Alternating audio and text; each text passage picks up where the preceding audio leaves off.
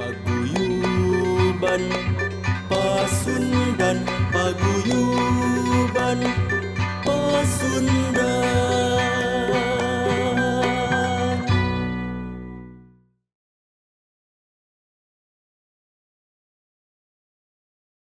Assalamualaikum warahmatullahi wabarakatuh. Sampurasun. Atur nuhun. Baraya Pasundan. Alhamdulillah di studio Buruan Pasundan episode ayeuna khusus bade ngabahas hiji fenomena di hiji ruas jalan di ibu kota negara. Aya naon nonomannya bahasa Sunda nama anu warawiri ngangge acuk-acuk nu pikalucueun gitu kan. Tapi jumlah nanti sanes sakedik abring-abringan seueur gitu kan, sehingga naon namina teh pengguna jalan raya agak terganggu, tapi juga ternyata itu satu kamonesan dan harus kita cermati. Ya kalau saya pribadi sih termasuk harus kita dukung juga karena itu adalah ekspresi kaum muda Indonesia hari ini. Bahkan katanya tidak hanya di Jakarta, di beberapa ibu kota provinsi juga ada yang berbuat yang sama.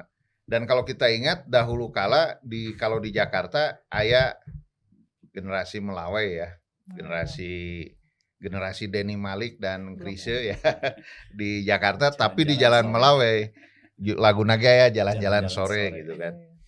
Nah alhamdulillah tos hadir aya dua narasumber Baraya Pasundan anu katingalna pas ngawangkongkeun kusim kuring Kang Gali sareng Budini disebatna fenomena Citayam maintennya naon lah gitu. Pokoknya fenomena anu ayeuna kajantenan di Jakarta di daerah Citayam, bukan daerah Citayam ya. Anak-anaknya dari Citayam, orang Citayam. Terus fashion show-nya di Jalan Sudirman di Jalan Sudirman. SCBD tuh SCBD. Punten abdi orang soreang, aduh ini kirang paos. Nah pangkeun Baraya Pasundan ya Kang Galih teh anjeunna aktivis ekonomi kreatif, penggiat ekonomi kreatif di Kota Bandung dan ya termasuk di dunia nasional juga ya Kang Galihnya. Ya. Tunuhun Kang Galih. Sami-sami Kang Budi. Tos sumping, terus ya aya rerencangan simkuring Baraya Pasundan. Ibu Dini, nah, Ibu Dini teh karesan dosen ilmu komunikasi di Universitas Pasundan di Fakultas Ilmu Sosial Ilmu Politik. Atur nuhun Bu Dini, sami-sami Pak Budiana. Bu Dini panginten ke urang ngawangkong dina perspektif sosialna lajeng pola komunikasi naon ayeuna tug dugika aya kajantenan anu sapertos kitu nya Bu Dini. Tapi saya can ka Bu Dini simkuring hoyong ka Kang Galih ya. Kang Galih karesan kan punten mun ku abdi diistilahkeun orang ekrab gitu ya. Orang ekrab. Tapi Kang Galih mah orang ekrab yang bisa jadi lebih leluasa berkreasinya. Mengapa? Karena bukan orang pemerintahan gitu maksud saya gitu ya.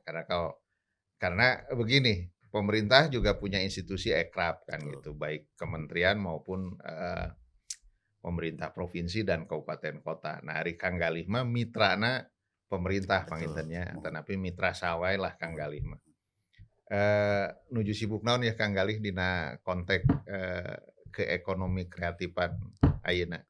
Iya, Kang Budi atur nuhun. Jadi sebenarnya kalau di dalam konteks ekonomi kreatif di Bandung kebetulan baru 2 bulan yang lalu lah begitu ada Pak Kang Yana melantik mengukuhkan Pak Wali Kota Bandung melantik kita di Komite Ekonomi Kreatif Kota Bandung. Tapi sebenarnya nama Komite Penataan dan Pengembangan Ekonomi Kreatif Kota Bandung.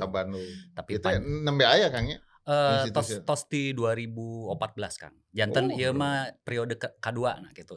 Janten mohon jadi periode kahiji kapungkur abdi oge di Komite Ekonomi Kreatif. Ayeuna ketuana Kang Dwi Purnomo abdi janten wakil ketua. Mohon gitu.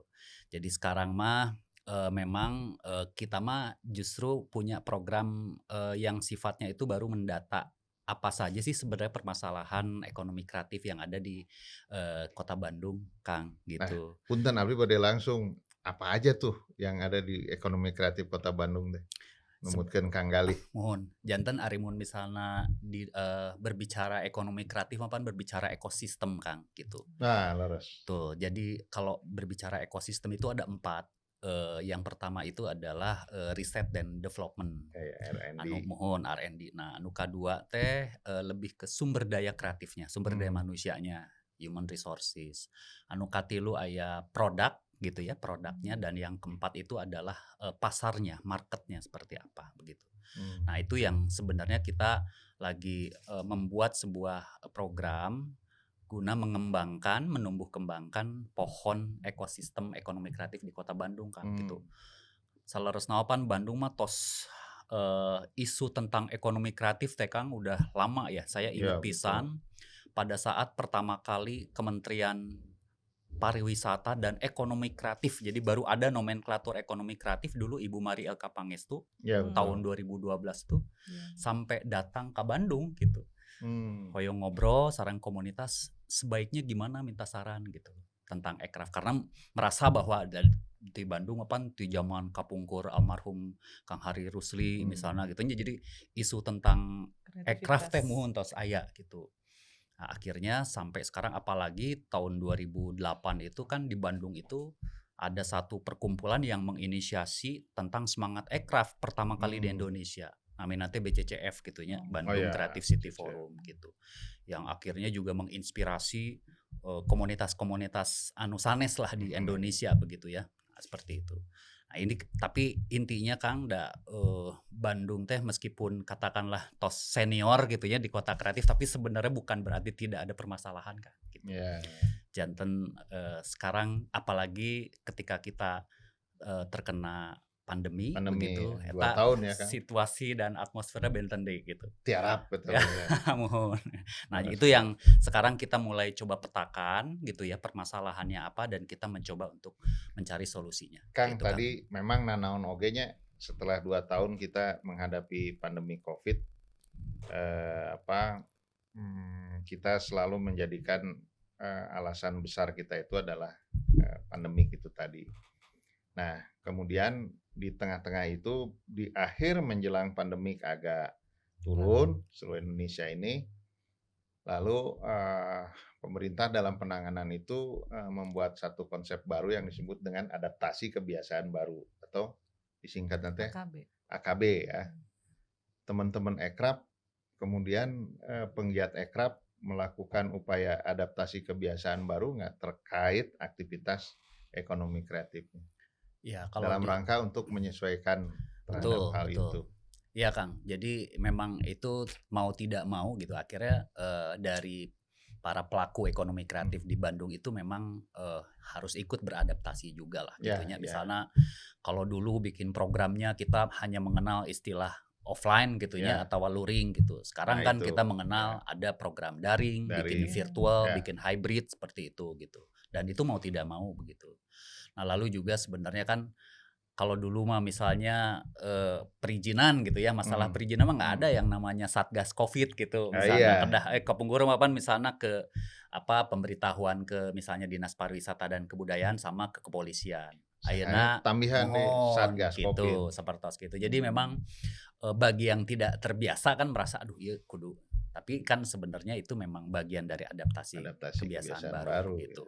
Karena ya memang ya gimana ya Kang, satu-satunya yang tetap dalam hidup mah perubahan ya. Jadi mau tidak mau harus ikut gitu ke perubahan. Tidak boleh ada kata berhenti untuk perubahan. Mohon, betul seperti itu. Ya. Nah, ayeuna hoyong ka Budini. Budin dari perspektif Budini ya. Ningal fenomena anu ayeuna aya di kejadian di Jakarta. Tadi dina bubuka kusim kuring tos kadugikeun.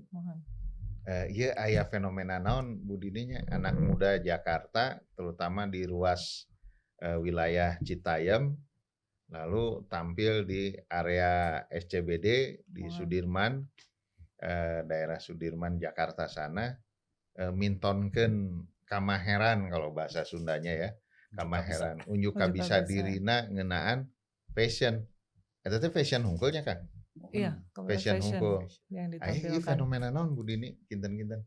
Iya, Hatur nuhun atas undangannya juga ke sini Pak Budiana, ngobrol-ngobrol. Ini punten ya Pak campur-campur ngobrol Nggak apa-apa, bahasanya Bu ya. Dini, tidak apa-apa. Iya. Yang Jadi yang penting kalau NKRI. iya betul.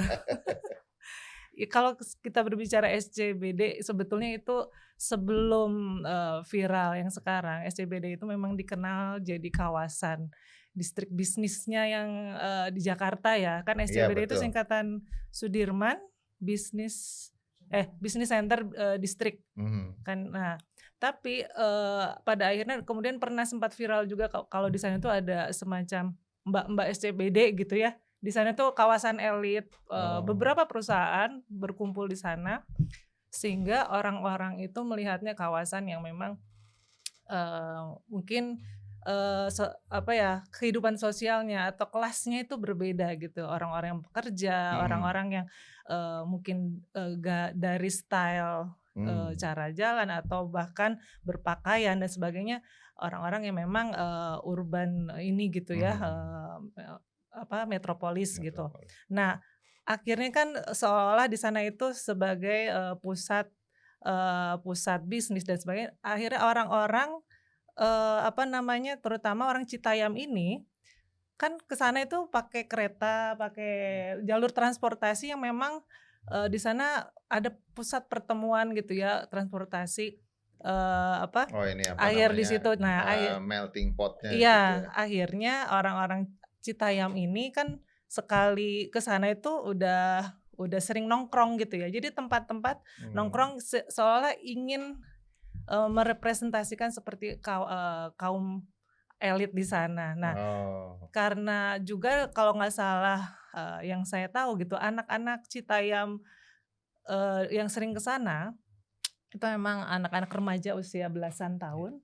Mereka itu kan di mana karakter remaja itu kan orang-orang itu senang cari kumpul, jati diri, senang ngumpul. Kalau dari sisi perspektif sosiologi sih dibilang bahwa kalau dibilang generasi Z ya itu mereka enggak ya generasi alfa mungkin atau bukan alfa ya. Setelah itu kan yang belasan tahun ini orang-orang yang suka berbeda dengan yang lain dan memang sudah mulai kalau dari sisi sosialisasi keluarga itu udah bukan jadi tumpuan, bukan jadi rujukan mereka, tapi peer group, teman sebaya itu menjadi pusat atau komunikasi mereka untuk mencari berbagai informasi, berbagai rujukan-rujukan dia untuk bergaul gitu ya. Cara pandang mereka seolah sama.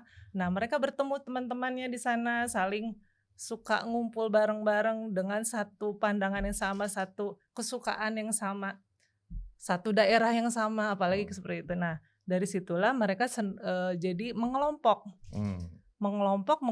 dan akhirnya dari Bojonggede, Depok ya. Jadi SCBD itu jadi diplesetkan ya. Singkatannya jadi Sudirman, Citayam, Bojonggede, Depok. Aduh, pas pisan. SCBD. Karena jadi diplesetkan SCBD yang aslinya udah nggak dikenal sebagai Sudirman itu ya tadi bisnis distrik. Jadinya Sudirman, Citayam, Bojonggede, Depok. Dan itu adalah memang daerah penyangga di ibu kota ya, daerah kota-kota penyangga di ibu kota.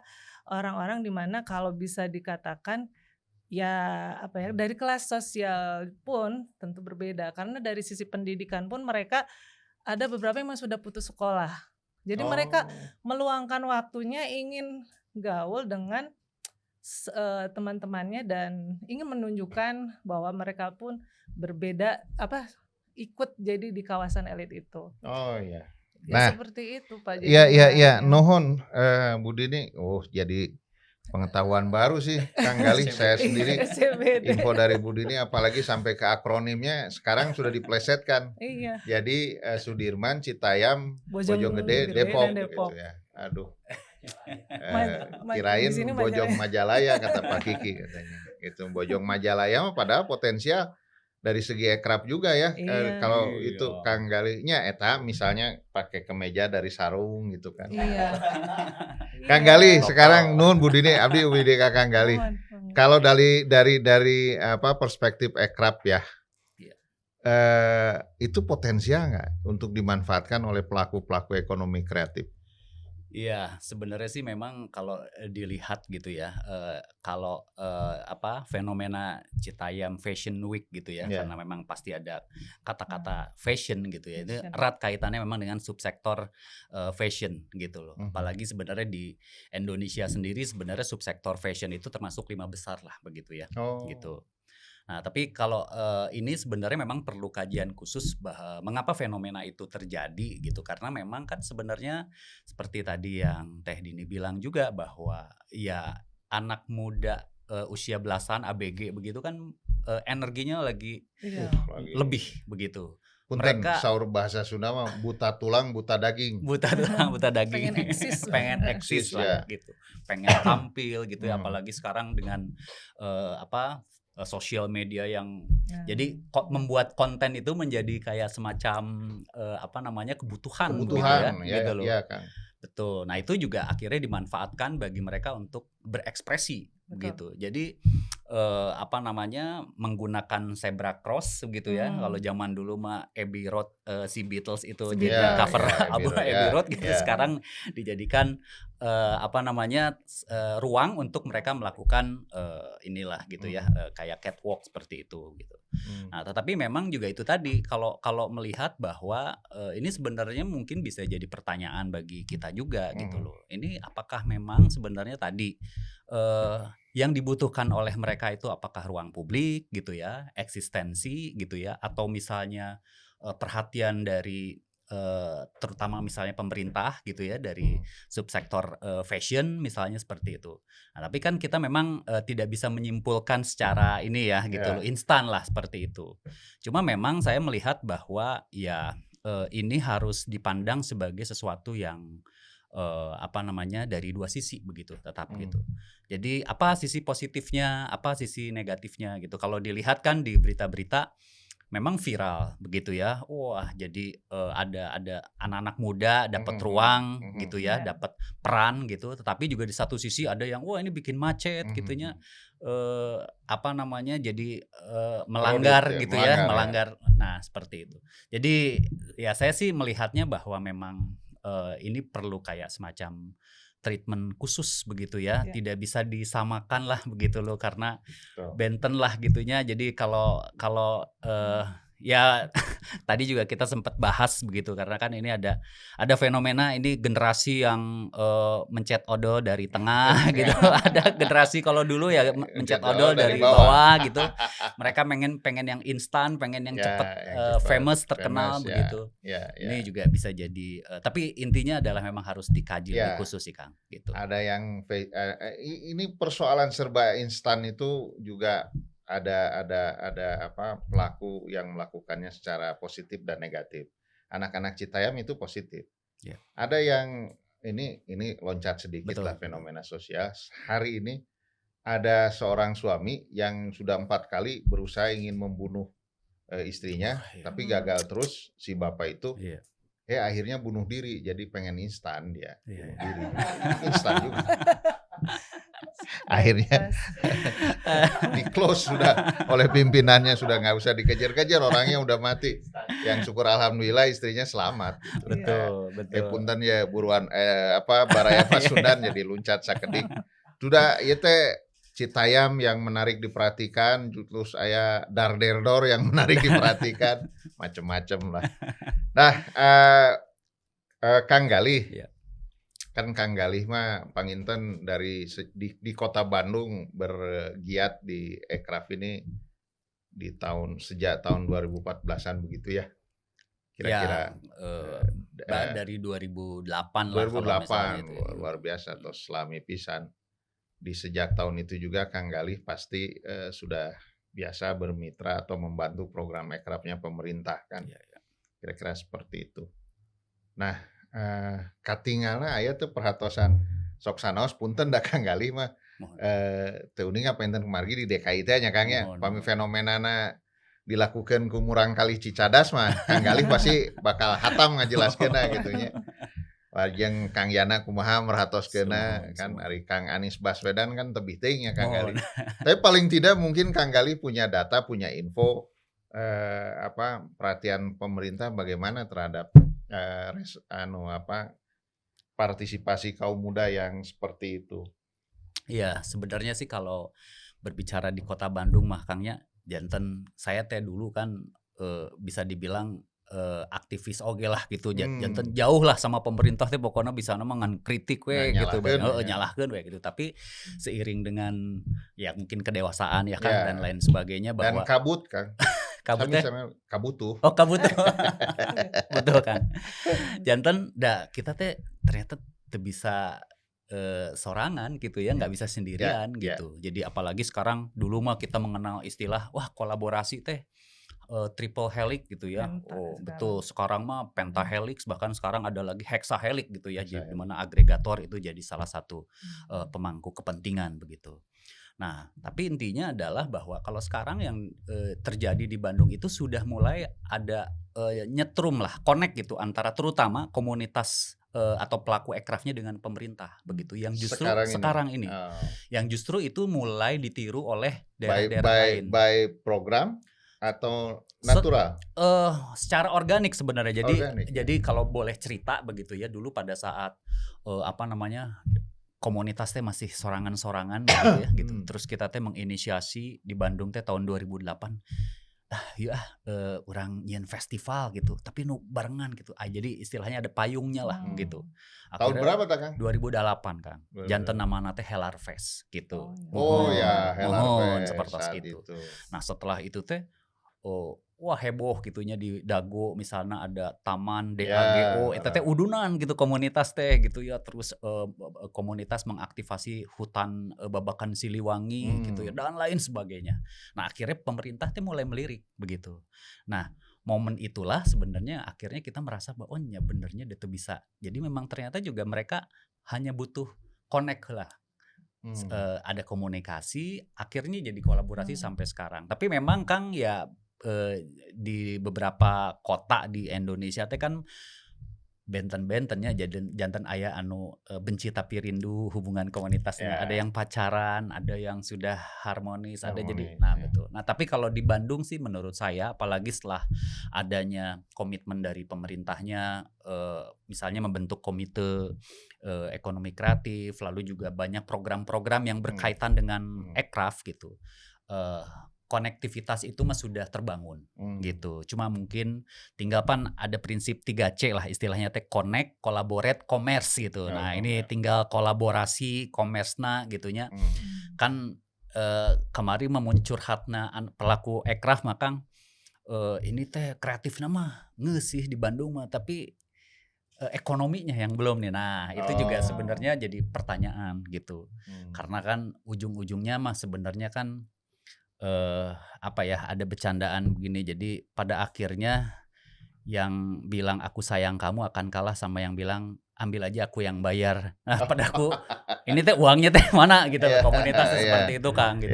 Kebodoran mah gitu. Jadi sekarang kita teh mulai berupaya bagaimana supaya si pelaku ekonomi kreatif itu sejahtera, produk-produk ekonomi kreatifnya juga dihargai gitu ya, mereka punya uang gitu ya untuk sebagai salah satu penghargaan atau reward lah gitu.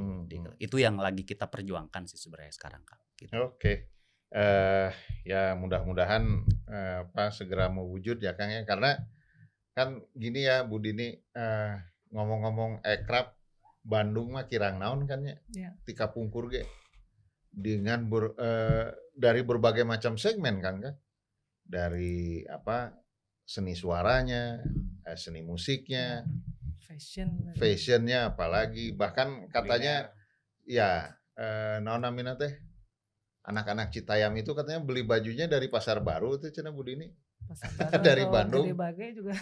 Dari Gede Bage. Bu Dini malah lebih punya data gitu ya. Karena kan mereka juga pengguna fashionnya itu yang slow fashion itu ya, mereka memanfaatkan dari karena nggak lihat branded dan katanya yang penting murah dan enak dipakai, yang penting gaya juga. Dan dari warna gitu ya. Yang penting berani tampil beda sih. Jadi karena dari situlah mereka akan bisa lebih mudah dikenal ya, jadi bisa jadi cepat viral juga, terus jadi konten gitu kan. Kalau harga dan itu terserah. Ya saat sekarang mah tadi juga kita kan di luar ngobrol-ngobrol sama Kang Gali, Bu Dini, betapa ya intinya simpulannya kalau dari saya percepatan hari ini ya tentang dunia ekraf juga luar biasa kan.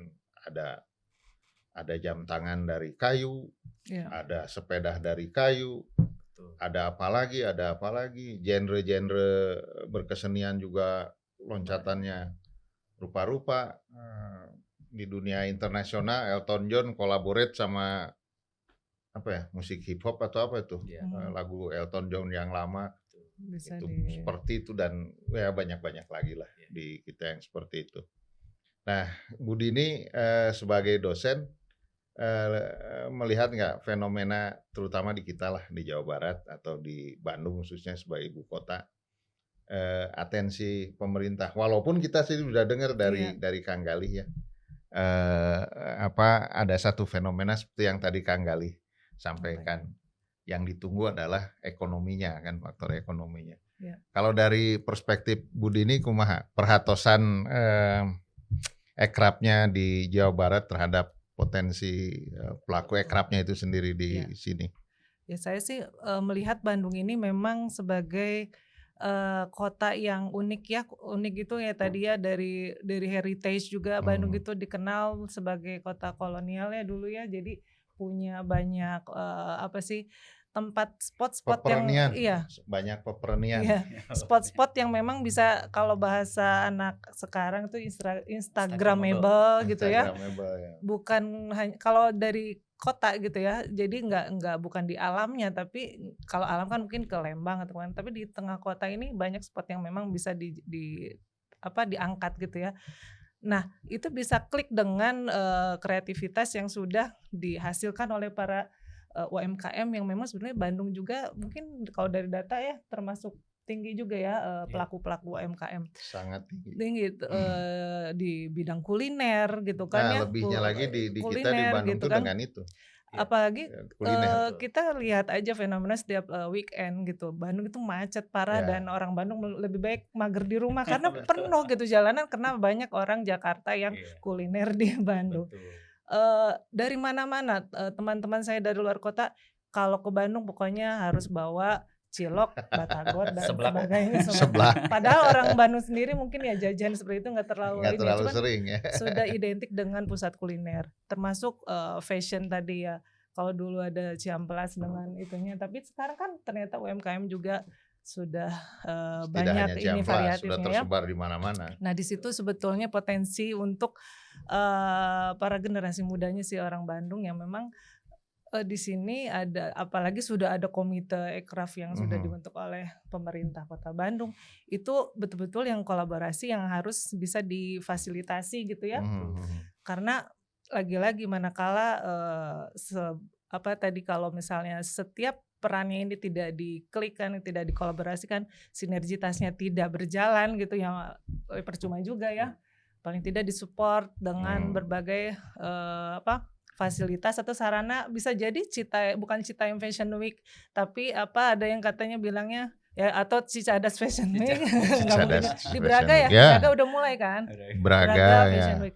Cuman kalau saya perhatikan sebetulnya Bandung kalaupun ya jangan latah juga gitu ya sebetulnya. Bisa adalah keunikan tersendiri kalau di Bandung sebelum gitu, mungkin kalau nggak salah gitu. Ya Pemda Kota Bandung Bu Dini ya Kang Gali itu udah agak lama kalau dengan sekarang udah tengah-tengah lah, belum lama juga sih kalau nggak salah.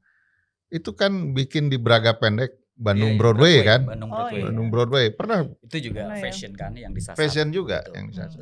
Dan saya mengetahui betul karena salah satu petugasnya dari Pemda Kota itu mantan pacar saya. Temennya Kang Gali gitu. Diceritakan oleh ya ini mohon maaf diceritakan oleh istri saya bahwa partisipasi para pelaku fashionnya itu ternyata tidak hanya di Kota Bandung Kang Gali, dari luar Kota Bandung. Dan yang uniknya saya sempat tempo hari dipertemukan di salah satu kabupaten dengan salah satu partisipan naon namanya cuma ada kilap anu ngadamel ngagambar fashion teh naon namanya? Oh, desainernya Desainernya dengan salah seorang desainernya bahwa dia lebih merasa diakui di Kota Bandung Iya. ketimbang di kabupatennya katanya Iya. dan lebih merasa eksis di Kota Bandung. Ya itu mungkin dampak positif dari tempo hari pernah melakukan hal itu ya. Iya. Hanya sayang belum hadir lagi nih sekarang ya Kang Galih. Betul. Tapi pertanyaannya ngomong-ngomong begini ke Kang Galih, bagaimana respon Kang Galihnya terhadap kembali ke fenomena Citayam? Adalah mungkin orang yang mengklaim terhadap aktivitas Citayam fashion itu, yang saya sih merhatikan sampai penggagas utamanya itu si anak-anak mudanya itu di salah satu ya di channelnya Deddy Corbuzier nepi ka ceurik curhat teh. Eta fenomena nu jiga kitu tah Kang Galih kumaha numutkeun Kang Galih teh? Iya Kang Budi. Jadi ya kan kalau kita lihat Klamer gitu. kalau kita lihat ya si penggagas Citayam Fashion Week itu kan ada si JJ, ada Bonge gitu ya, ada Kurma, Roy. Anak muda semua ada ya? Roy Iya, gitu ya. belasan tahun itu. Iya, pokoknya belasan Roy tahun. itu juga gitu rambutnya. Oh gitu. Jadi memang mereka itu kalau kita melihatnya ya memang karena senang saja gitu, jadi mengalir organik lah gitu loh. Nah, tetapi memang ya itulah ketika itu dilihat oleh industri gitu ya, kadang-kadang ada yang namanya yang tidak dilihat industri itu investasi sosial. Mereka berpikirnya investasi fisik gitu loh. Pengen cepet, pengen ya pokoknya yang langsung jadi komersil gitu. Padahal sebenarnya yang dilakukan JJ, Bonge dan kawan-kawan itu sebenarnya melakukan investasi sosial gitu loh. Mereka kan pasti prosesnya kan gimana berkoordinasi, ngopi dulu, ngobrol apa segala macam seperti itu gitu. Jadi intinya adalah apalagi sekarang kan sebenarnya kalau tidak salah itu seminggu sebelum fenomena itu tuh kan presiden kan juga ngobrol tentang masalah HKI gitu ya, tentang jadi bagaimana sebenarnya kita bisa itu bisa jadikan aset gitu ya untuk beserta bisa kemudahannya fasilitas seperti itu. Betul. Jadi memang ya kalau saya sih melihatnya begini bahwa jangan lupa bahwa ada tetap yang namanya etik gitu loh. Etika gitu. Itu kalau misalnya secara bisnis gitu ya, secara sosial pun gitu ya, tetap semuanya itu pasti ada etika begitu. Nah, itu yang memang harus dikedepankan gitu, karena tadi kita juga sempat ngobrol bahwa itu semua memang harus hadir dari sebuah empati begitu ya. Jadi dulu almarhum guru saya bilang without empathy creativity is empty gitu. Jadi empathy itu memang dibutuhkan gitu, bagaimana kita tidak melihat fenomena itu sebagai hanya objek gitu ya, tapi sebenarnya itu adalah sebuah potensi kan begitu. Karena mereka kan mungkin punya prinsip lebih kuat nahan lapar ketimbang nahan bikin konten kali ya. Jadi anak muda sekarang kan seperti itu begitu. Nah terus juga ya kalau menurut saya untungnya ya gitu loh, kita lihat berita lah gitu ya, mudah-mudahan masih mau mendengar lah gitu. Jadi jangan sampai karena kalau menurut saya itu bahwa kadang-kadang kita tidak bisa menseragamkan gitu loh semua bentuk kreativitas itu begitu. Jadi yang misalnya ini harus di HKI gitu, atau misalnya ini harus secara resmi. Mungkin mereka menikmatinya itu ya memang secara organik saja begitu. Apalagi mungkin ya salah satunya itu adalah sebenarnya yang mereka cari itu adalah sebuah ruang publik, di mana misalnya kalau di Jakarta itu kan ya kayaknya serba komersil gitu ya. Mereka mencari tempat yang apalagi kan kalau ngelihat itu komunitasnya penggagasnya dari menengah ke bawah gitu ya.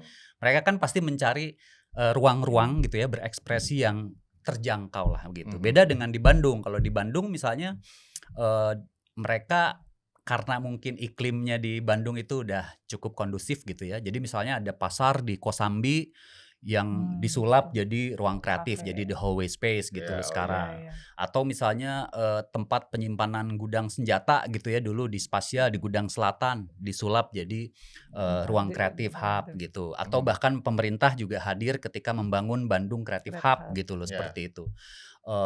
Kawasan Pasar Cihapit gitu ya, kalau di hallway itu terfokusnya sentral di dalam pasar.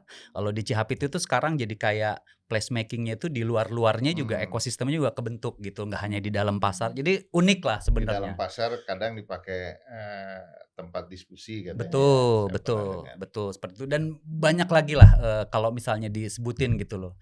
Nah Terus itu ekosistem pembuatan film kalau nggak salah ya di Cicadas betul, Sekewut Sekewut misalnya seperti itu. Bagaimana sebenarnya kemarin juga saya ngobrol sama salah satu penggagasnya Kang Iyang gitu Kang ya Iyang, di Sekewut. Nah ini juga bagaimana sebenarnya ruang-ruang di yang pelaku ekonomi kreatif atau ruang-ruang itu jadi memberikan kesempatan yang lebih gitu.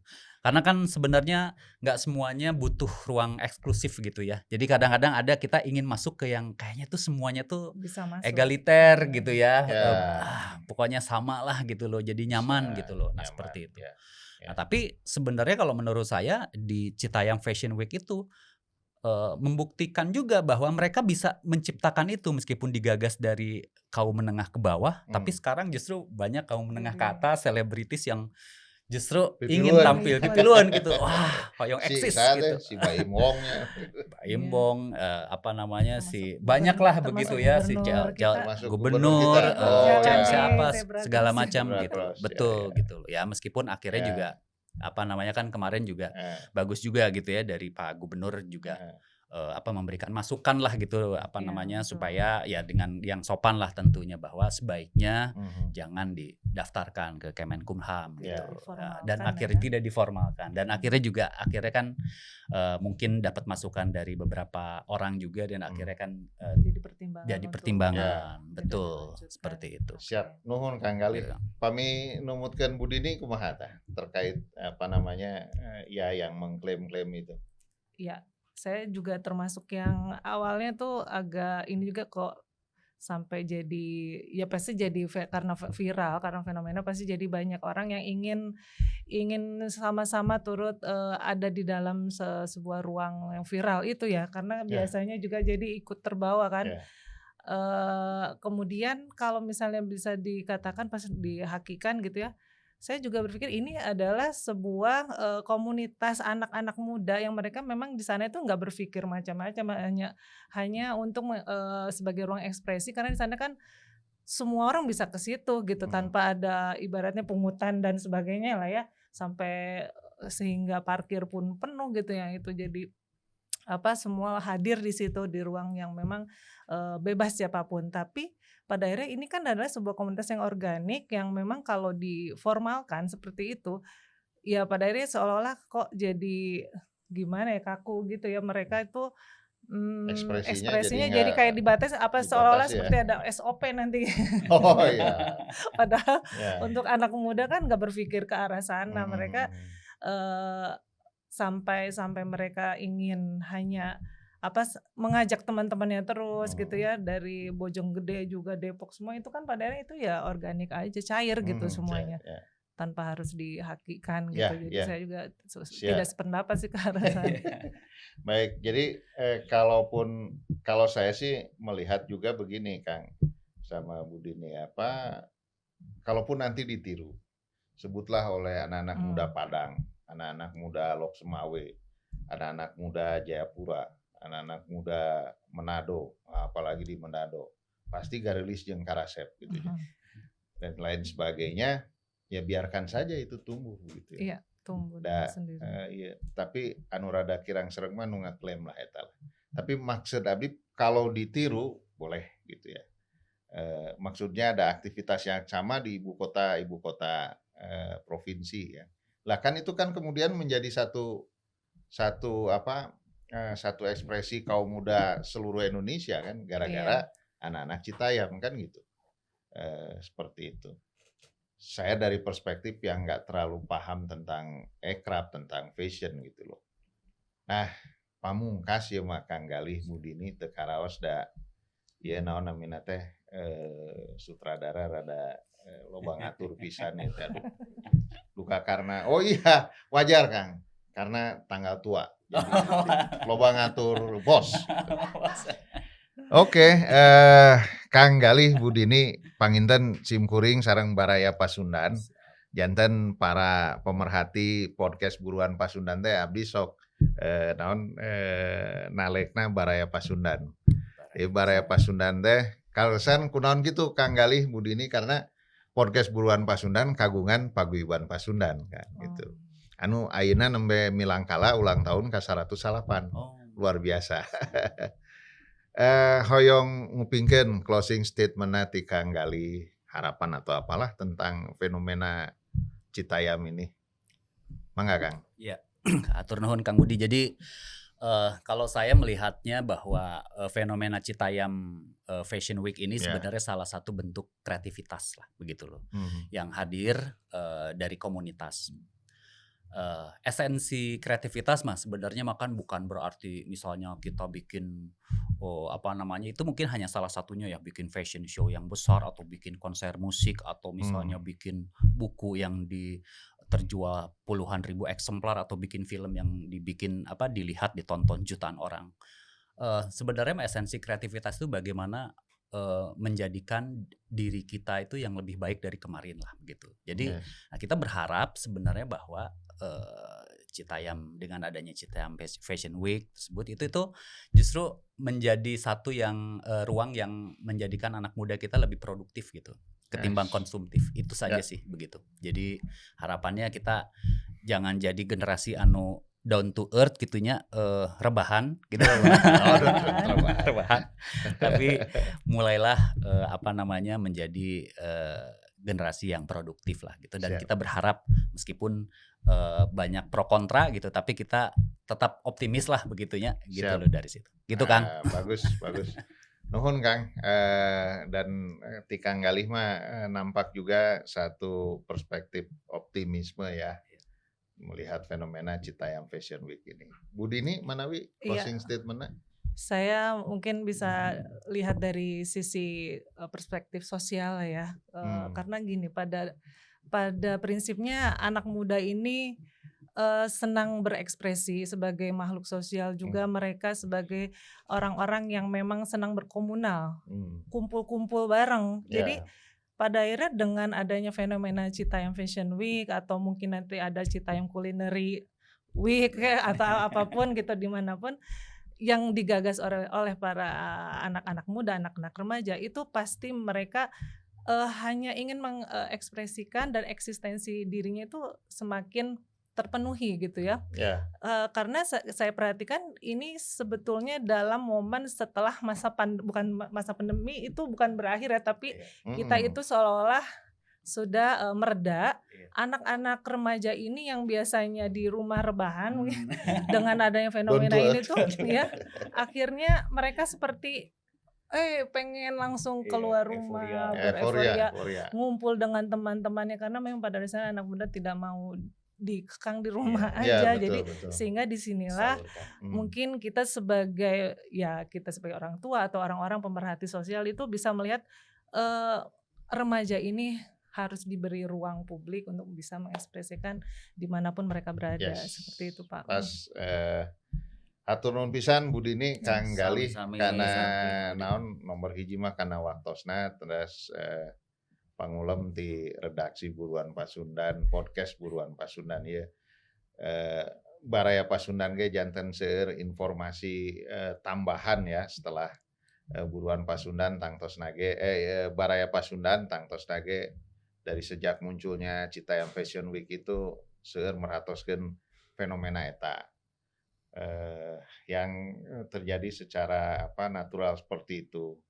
Karena sebelumnya mah itu merupakan konsep kemitraan seperti yang telah dilakukan di Kota Bandung, ada Bandung Broadway, lalu di Jember ya. Jember Fashion Carnaval. Jember Fashion Carnaval, di situ juga ada peran pemerintah kayaknya ya di Jember juga. Meskipun awalnya Banyuwangi dari komunitas ya. Awalnya dari komunitas. Betul. Nah, tapi ini lebih spesifik lagi karena dilakukan oleh anak-anak usia belasan sampai 20 mungkin paling tua. Nah, ini luar biasa kan. Jember Fashion Week-nya itu kan penggagasnya Almarhum Dinan Faris ya. Dinan Faris kan perancang betulan gitu ya. Udah tos yuswaan gitu ya. Bandung Broadway juga namanya Sani Megawati kalau nggak salah. Mantan mantan pacar. pacar sebagai anak buahnya Pacar Bukadis terindah. saat itu dan lain sebagainya. Baik, saya kira Baraya Pasundan cak panginten dugi ka dieu heula wangkongan anu luar biasa antawis simkuring Kang Budiana sareng Kang Gali sareng Budini dina ngeunaan fenomena Citayam Fashion Week anu dina minggon-minggon ya menyita perhatian urang sadayana gitu kan di tengah berita-berita anu menyeramkan juga tentang darderdor tadi. Nah, tapi aya oge kreativitas anak muda Indonesia anu saur Pak Jokowi mah mangrupikeun generasi emas ya pada saatnya nanti khususnya menyongsong Indonesia 2045. JJ, Roy, Bonge, Kurma nanti 2045 kan mereka pasti masih eksis kan. Ari Abdi mah 2045 aduh duka terus. Yusuan Sabarata kepala 7 mungkin. Baik, jadi kitu wae panginten Baraya Pasundan dina segmen dinten ieu buruan Pasundan parantos ngulem pakar-pakar anu kompeten dina bidangna. Hatur nuhun cak tepang deui sareng simkuring dina episode salajengna. Hatur nuhun. Wassalamualaikum warahmatullahi wabarakatuh. Hayu